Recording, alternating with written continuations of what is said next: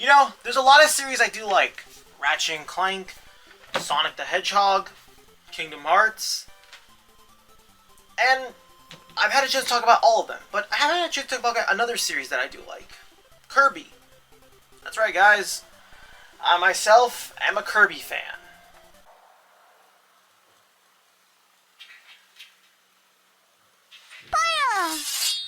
When it comes to game series that have had their ups and downs, and whether or not their game series are good or bad between different people, I honestly think that when it comes to Kirby, I think that most of his games are honestly pretty good, depending on what genre you're looking for. Now, maybe one day that opinion of mine will change, but for now, overall, I think we've had almost every single Kirby game honestly be great. From fighting games to rhythm games, or whatever generic puzzle that Blowout Blast was. But for today, we will be covering the Kirby Dreamland trilogy. This is the trilogy that kicked off the concept of Kirby. Yeah. But it's also the series that also introduced the convoluted, biblically accurate, maybe, mind-shattering lore all about the world of Popstar and its many gods, creations of gods that can grant wishes that ultimately put the entire universe in a state of chaos.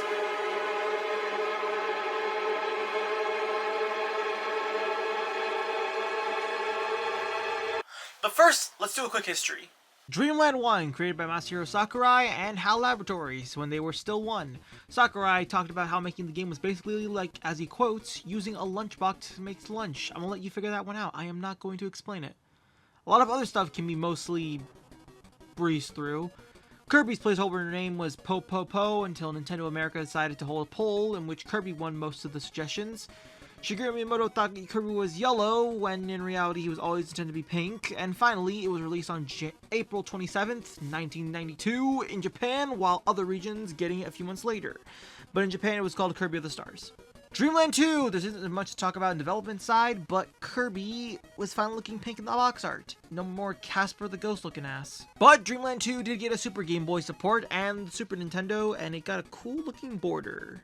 For Dreamland 3, making the jump to consoles, a special thing about this one is that it uses the Super Nintendo's pseudo high resolution, which apparently allows color blending between the two adjacent pixels, which is all thanks due to the console's co-processor chip, which is how the game looks the way it does. Alright, that should be everything we need to cover for its history. Alright, let's take a look at the Dreamland trilogy. We're going to be obviously taking a look at it through the Switch Online app, through the Game Boy and SNES app. So there will be a difference in some of the controls, but it should be the same experience overall. Alright, let's get started. So what's our story here? One day, on a very faraway planet far away from Earth called Popstar in the region of Dreamland, there exists the Dreamlanders and their magical sparkling stars which they use to gather food until one day, King Dedede rounds up his bandits and proceeds to steal all of the Dreamlanders' food and their sparkling stars. With no way for the Dreamlanders to get their sparkling stars to get more food, they'll start to go hungry until one day Kirby shows up and proclaims he will go and get the stars back. Wait, can he not talk? And honestly, this is a pretty nice and simple story.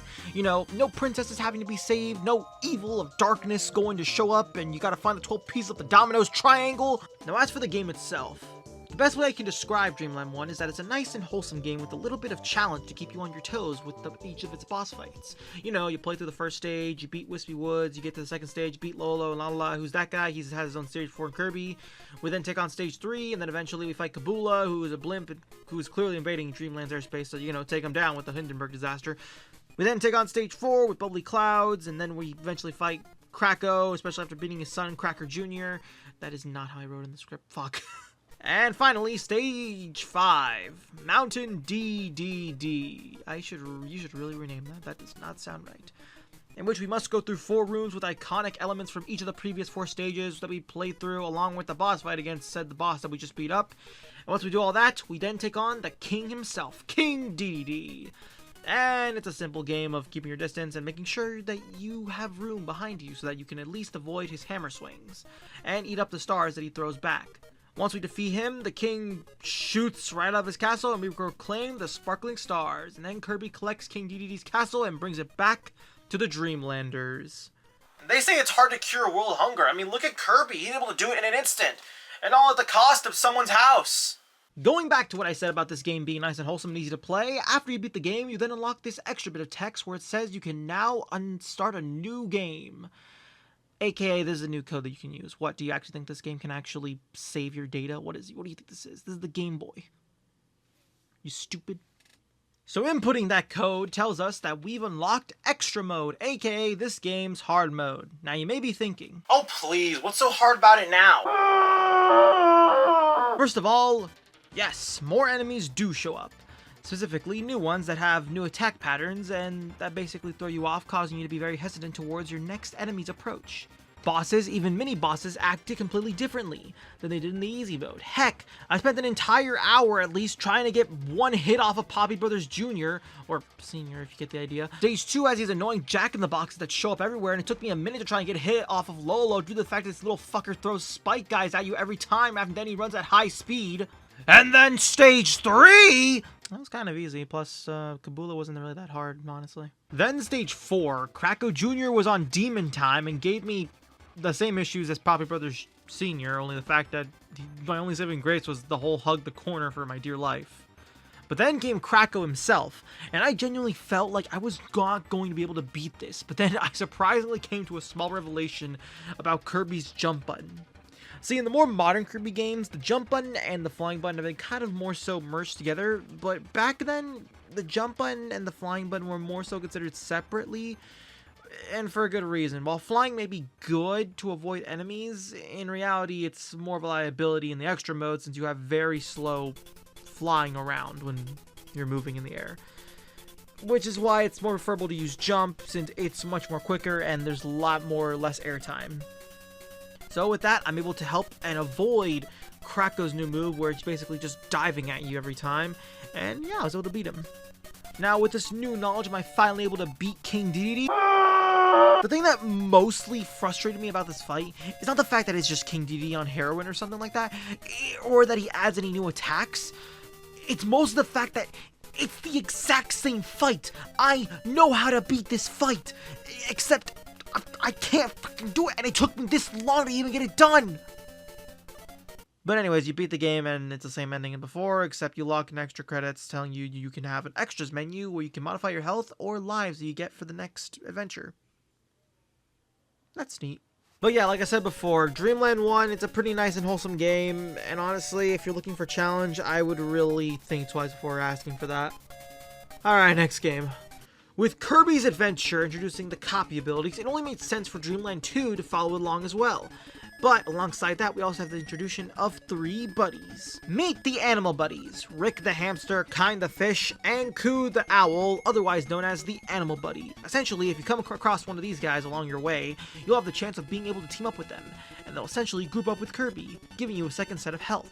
But if you manage to have or already have a copy ability, depending on which one you have and which animal buddy you have, you'll have a different outcome for your copy ability. For example, with the Paracel, if Rick has it, Kirby will start to float on top of the Paracel. And if Coo has it, the enemies or anything that gets in his way will basically blaze through Coo and Kirby as they form a sort of tornado-like ability, which is honestly the most invincible move that I was using throughout the entire game.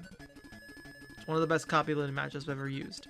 And you're able to mix and match the different animal buddies and copy abilities depending on where you're able to find them. Now, while the animals may seem very good to add to your journey, they do come with a bit of drawbacks. Rick won't be able to fly or float, but he is still good on ice and keeping his ground sturdy. Coo is great at flying, but he sucks underwater. And Kind is great underwater, but obviously he's a fish and he can't really walk that well, and he just resorts to hopping.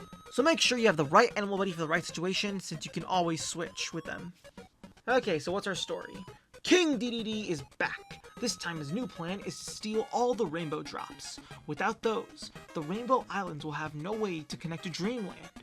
Okay, quick tangent aside, before we continue this thing, the levels we go through, they're all called the Rainbow Islands, and at first it doesn't make sense because, they all look the same, but if you play it on the Super Game Boy, it actually makes a lot more sense because you can see the red, the blue, the yellow, all the other colors, and this is kind of a complaint I have more with the online app. Why didn't you guys include a Super Game Boy filter? Because, one, people would like to play these games with the Super Game Boy filter on, you know, it would kind of make sense to include that, you know, being able to colorize the colors and stuff, and, you know, making your own custom backgrounds. Not to mention, this game is compatible with the Super Game Boy, so it has its own filter and border, so I don't know what was going on through your head when you guys were making the Super Game Boy app, when you could have included this. It was a no-brainer. Anyways, it's up to Kirby, along with his new animal buddies that he meets along the way, to stop King Dedede. So you go through Grassland and fight Wispy Woods again, meet Rick as well. Big Forest, where you meet Koo and beat up Naruf and Nelly. Rebel Field, where we meet Kind and battle Sweet Stuff. Iceberg, where we meet the Ice Dragon. We're really getting original with these names, are we? Red Canyon, where we battle Mr. Shine and Mr. That's just... You take the moon! Take... Cloudy Park, where you battle Kracko again. And finally, Dark Castle, where King Dedede resides. After we beat him, we won, but in fact, we only get the bad ending, apparently. Instead, we have to go back and collect the Rainbow Drop. And you know, it's fine, they're like simple hidden-ass locations that you gotta think real smart about how this game works, but then it goes on to like full-on instructions where if you do not follow these instructions to a T, you do not get the Rainbow Drop that's hidden in each individual world. Like for Rainbow Drop 6 and 7 are basically that. I can give 7's the excuse because it's sort of like a guessing game where you have to figure out like which abilities to pick. But 6 literally requires you to go into the stage without abilities or animal buddies that are needed in order to find them inside the level, because you can't bring them in from another level because there's literally a game block that will literally block you from bringing them in. Not to mention, every single animal buddy is needed for this last Rainbow Drop, which I guess it makes sense because it's stage 6 before the final area, but still, imagine having to do all of this without a manual is crazy. Anyways, we collect all the Rainbow Drops, we beat up King Dedede again, and we reveal the true mastermind behind all this. You see, King Dedede was actually being possessed by a galactic being named Dark Matter, whose whole plan this entire time was to shroud the world in darkness. Oh god, not again. To the darkness. Through King Dedede, he got him to steal and hit away the Rainbow Drops, but this time, with all the Rainbow Drops coming together, they form the Rainbow Sword, and Kirby chases Dark Matter into space for the final battle. The fight's overall decent and challenging. We have Dark Matter shooting out sword beams, and we're able to deflect some of them.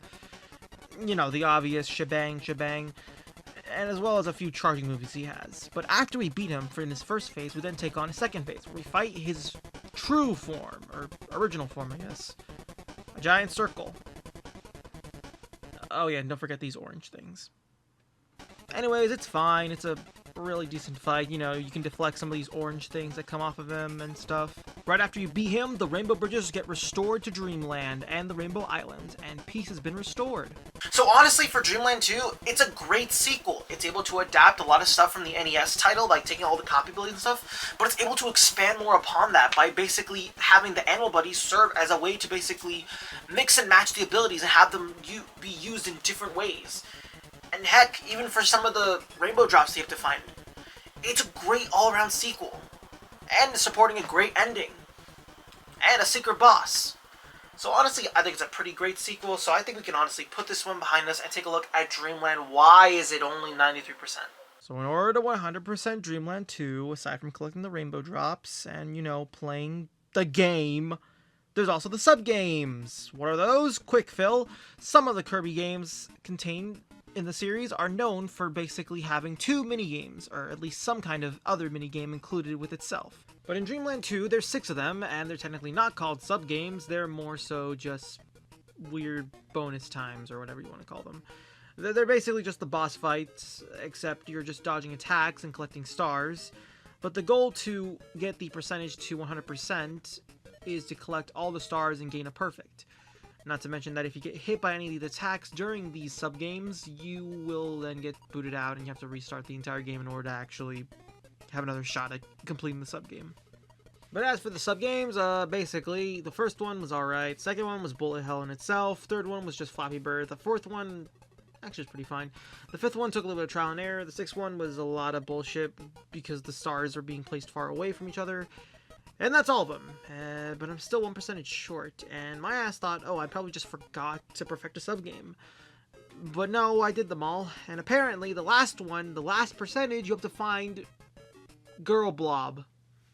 Now, I'm sure many of you are thinking like I am. Who the hell is Girl Blob? Well, apparently, on the original Dreamland 2 for Japanese, it's actually some girl named Chow. She's apparently a cameo for some other game called Yuki, and that's apparently a Journey to the West novel, but featuring Goku, and that is not Goku, by the way. Anyways, she has a 1 in 8 chance of appearing in one of the Animal Buddy socks that you rescue the Animal Buddies in, and assuring you already have an Animal Buddy in your, party and stuff, and you unlock it. You basically have to play luck and RNG pretty much, and pray to God you get Girl Blob, or fucking Chow, or whatever her name is, and hopefully get her. Once you do, you basically 100% the game. I'm not that really pissed off about it, mainly because I got on my first try, but I'm just saying, that's kind of messed up, guys. Come on. Now that we're on the Super Nintendo, you would think the game would be better from here on out. And for the most part, yeah, I mean, the hell, this game has a really unique art style. Not only that, supporting more copy abilities, I think, and more Animal Buddies, alongside Rick, Kind, and Koo, featuring the same copy abilities with some minor tweaks. As for the new ones, we have Nago, an anthropomorphic cat with the ability to perform the triple jump, but he's really slow on the ground, mainly because he likes to roll Kirby around like a ball. A new bird joining named Pitch. He's a small little green bird that makes him really slow when it comes to flying, but his pro side is that he is able to improve the copy abilities tenfold, and I can agree, I do think his copy abilities are the best ones to use out of the 6 Animal Buddies. And the last one, Choo Choo, an octopus. I did not know that was an octopus until I started playing, or actually reading. Anyways, her gimmick is that she's mostly able to attach herself to the ceiling, and she can fly a little, but not as great as the others. And then there's Gooey, a small blue creature that serves as basically the second player, and I don't think he's considered an Animal Buddy either way. Just like Kirby, he's able to replicate copy abilities, and for who he is, we'll have to wait till the end for that. But that's our new cast, and I will say, Nintendo did their best to try and make these Animal Buddies seem more different than the previous ones and not seem like clones. Although I will admit it makes it hard to choose which Animal Buddy you want to pick, because maybe there are some that are needed for the new side quest stuff, but obviously we'll get into that later. But I understand why they have added 6 Animal Buddies, since, you have Gooey, and the game's more designed around having 2-player, but let's be honest, most people just play the single player. But the option's nice to have. Okay, what's our story? One day, while Kirby and Gooey are basically fishing, a black cloud appears over Popstar, and many of the citizens of Popstar become possessed, including King Dedede. God damn it, this guy cannot catch a break. Koo comes to Kirby to notify him about the situation, and so the 3 Animal Buddies, Kirby and Gooey, along with the new Animal Buddies, work together to free the people of Popstar from the Dark Cloud's possession. Throughout each of the 5 stages contains 6 levels. Within those 6 levels, each level contains a friend that you must help out with their certain task. And it can be anything. Usually it's a bunch of flowers that you can't crush, or you have to guess how many things are on screen, or basically simple-ass tasks like that. Or a really cool one where you can actually build Rob the Robot. There are a lot of cool references with some of these friends. Now, some of them are pretty cool and stuff, but I will admit I did not complete all of them, but I did complete a majority of them, which gave me a good idea of what to expect when you're doing most of these side quests. Or I guess you can call them side quests. I mean, they are still required to 100% of the game, but, But overall, I think it's much more better than Dreamland 2's Rainbow Drops, where you had to basically look for the damn Philosopher's Stone with them. I mean, sure, it's technically in the same category because, they don't explain what you gotta do, but at least with Dreamland 3, at least it's more so you can repeat the same level over and over until you figure it out. With Dreamland 2, you're kind of just stuck looking between each world and figuring out where the Rainbow Drop is in what stage. So honestly, it's a much better improvement. Now, while it's great praising this game for everything it does right, I will admit I did not have full enjoyment of the game. It was mostly my controls. Granted, it didn't completely break my, enjoyment of the game. I still enjoyed it, but there were moments where I did feel like Kirby felt clunky moving around. Now, it could be chalked up to, being more into modern Kirby and stuff, but I have played Superstar, and I will admit it plays completely differently compared to Dreamland 3. I don't know. I guess maybe it could be my controls, but I don't know. Whenever I kept out move around, I felt like I was being slowed down by something. Maybe that's because of how the game was designed, but yeah, I didn't enjoy the movement that much. I was still able to get by it to beat the entire game and stuff so I can review it, but I will admit, not the best part of this game. But after beating up Wispy Woods for the 3rd time, Jesus, and defeating a whale, and Pon and Con, who are just rough and Nelly, but human, we finally take on King DDD. And his fight's basically just Dreamland 2's fight, except you have more space. After you beat him, you guys basically leave, and just like the Dreamland 2 version, you basically get the bad ending. But you know, it's on console and stuff. Anyways, yeah, you don't beat the guy, and one of your allies looks up to the sky and sees one more threat looming that's mysterious. And thankfully, I was able to 100% it so I can actually take a look at this ending. Don't pay attention to that red ribbon right there, okay? My game is specialized by Miyamoto. He told me so himself. After collecting all the 30 heart stars, they all form together to form the Love Stick, and Kirby and Gooey set off into the sky and enter a place called the Hyper Zone, where they fight dark matter once again. Being almost similar to his fight in Dreamland 2, you know, just the original dark matter, not the sword form, just saying. After beating up this version of dark matter, then the true mastermind behind the whole invasion of Popstar and the source of dark matter appears. Zero. Being the true mastermind behind all this, his attacks mostly engage with charging at Kirby and Gooey, but also shooting out little remnants of dark matter. Which I should probably explain Gooey since he looks somewhat familiar to dark matter. So yeah, Gooey is basically a remnant of dark matter, but he was able to break away and become Gooey. How did he do this? I don't know, man. There is like no explanation as to how he did it. The best that you could find is that dark matter spat him out, and that's it. Gooey embraces his other dark matter self, at least that's what I'm assuming, and is able to basically use the power of friendship to attack dark matter, which is why he's shooting out star. Look, I'm trying to monologue this shit, okay, man? I have no idea what's going on or why he's doing this. Also, I've been meaning to slander this man for a bit. Gooey's got the worst partner AI, so just don't bother using him in this fight, in my opinion. Anyways, after defeating Zero's first form, he then proceeds to remove his eyeball from his body in a desperate attempt to try and kill Kirby. What's the age rating for this game again? But of course, we finally destroy the eyeball, finally defeating Zero for good, and ending his invasion of Popstar, and Kirby's Dreamland 3. Alright, and I think that covers all 3 Dreamland games. And overall, story-wise, the first game honestly feels like the way you tell a children's storybook. The evil king comes down and proceeds to steal all the food from its citizens, and so a little pink guy goes to stop him. Then in the sequel, said king gets possessed by some dark galactic eldritch horror and proceeds to steal all the rainbow drops so that said eldritch horror can spread darkness across the world. Wait, why did he even do this? Well, don't worry everyone, I totally didn't forget to add this part to the last part of the script. Definitely, alright? But if we take a look at the Kirby of the Stars encyclopedia, it says here that the reason why dark matter actually attacked Dreamland is mostly to the fact that he himself was jealous of everyone in Dreamland being able to make friends and stuff, and that he too wanted to be friends with everyone else. But he wasn't able to speak and ask people, can you be my friend?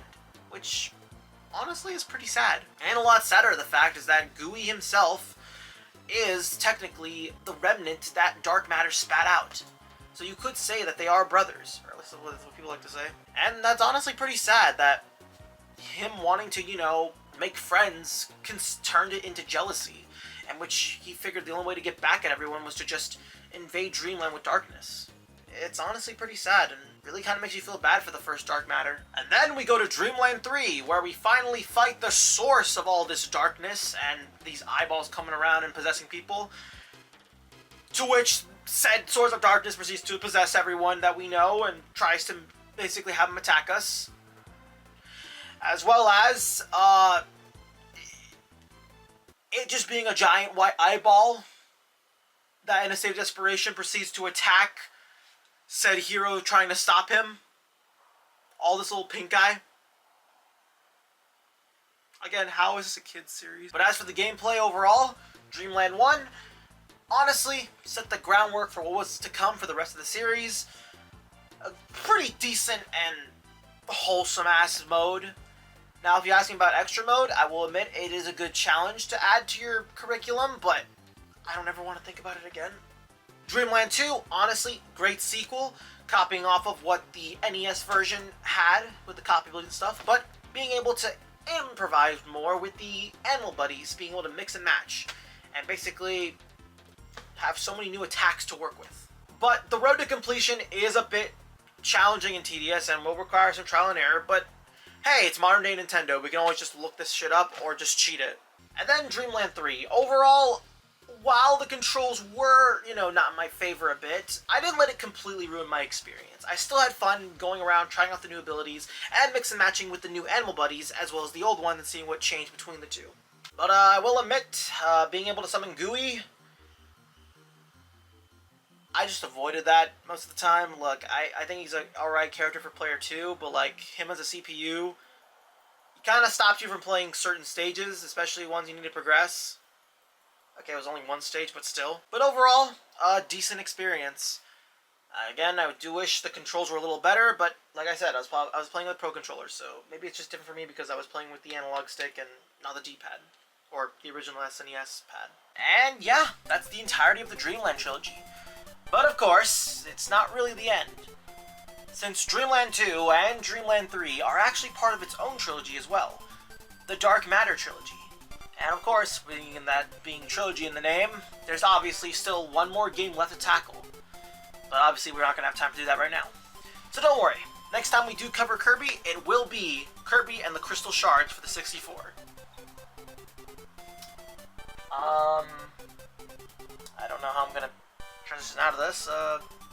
You know what? Editor, or whoever's editing this, fuck. Put me on a warp star.